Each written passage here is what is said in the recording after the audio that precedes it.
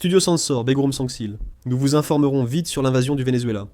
Les États-Unis ont lancé une opération militaire décisive contre le Venezuela, ce qui a conduit à l'arrestation du président Nicolás Maduro et de son épouse.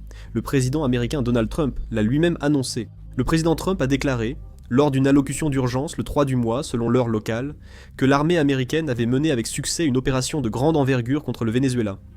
Le président Maduro et Cilia Flores ont été capturés, puis transférés hors du Venezuela. Cette annonce officielle a été faite via Truth Social.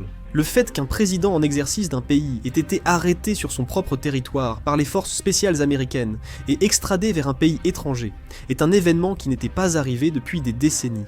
Depuis l'arrestation de Manuel Noriega, lors de l'invasion du Panama en 1989, cela provoque un grand choc au sein de la communauté internationale.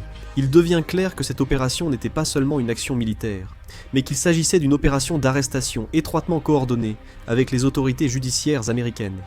Dans sa déclaration, le président Trump a clairement indiqué que cette opération était une opération conjointe avec les autorités judiciaires américaines, ce qui est directement lié au fait que le président Maduro avait été inculpé par le gouvernement américain pour des accusations de narcoterrorisme.